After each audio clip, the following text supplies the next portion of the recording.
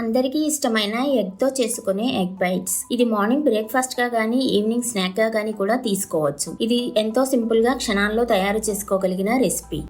Hi friends, welcome to our channel Triveni's point. ఇంకా recipe మొదలు పెడదాం. దీనికి ముందుగా ఒక బౌల్ తీసుకొని దీంట్లో సన్నగా తరిగిన ఒక ఉల్లిపాయ,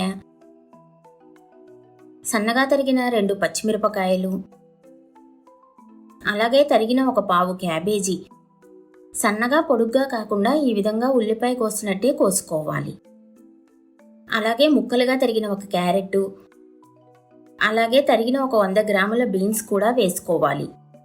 ఇప్పుడు దీనిపైన సన్నగా తరిగిన కొత్తిమీర, తగినంత కారం, 1 teaspoon pepper, 1/2 teaspoon garam masala, చిటికెడు పసుపు, రుచికి తగినంత ఉప్పు, కూరగాయలు మసాలాలు బాగా కలిసేటట్టు కలుపుకోవాలి. దీంట్లో మనం సీజన్కి తగినట్టు మనకు ఇష్టమైన కూరగాయలు కూడా యాడ్ చేసుకోవచ్చు. దీంట్లో 3 గుడ్లను ఒక గిన్నెలో పగలగొట్టి వేసుకోవాలి. ఇప్పుడు దీన్ని ఒక ఫోర్క్ తీసుకొని బాగా కలుపుకోవాలి.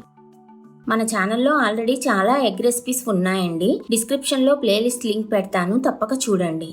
ఇప్పుడు మనం ఒక అప్పం పాత్రని స్టవ్ మీద పెట్టుకొని స్టవ్ ఆన్ చేసుకోవాలి. ఈ పాత్ర వేడైన తర్వాత ఒక్కొక్క గుంటలో కొంచెంగా నూనె వేసుకోవాలి.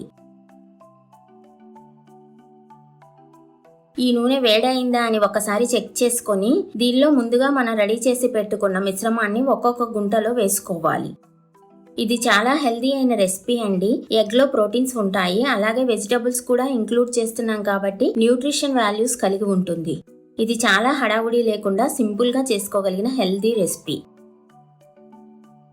ఇప్పుడు ఈ విధంగా వేగిన తర్వాత రెండో వైపు కూడా జాగ్రత్తగా తిప్పుకోవాలి. ఇలా రెండో వైపు కూడా వేగిన తర్వాత వీటిని ఒక్కొక్కటిగా మనం సర్వింగ్ ప్లేట్లోకి తీసుకోవాలి. ఫ్రెండ్స్, ఇలాంటి మరిన్ని మంచి రెసిపీస్ కోసం మన ఛానల్ను సబ్స్క్రైబ్ చేసుకొని పక్కనే ఉన్న బెల్ నోటిఫికేషన్ను యాక్టివేట్ చేసుకోండి. మర్చిపోకుండా ఒక లైక్ చేయండి. మీ విలువైన సజెషన్స్ ఏమైనా ఉంటే కమెంట్ రూపంలో తెలియజేయండి. Thanks for watching. బాయ్.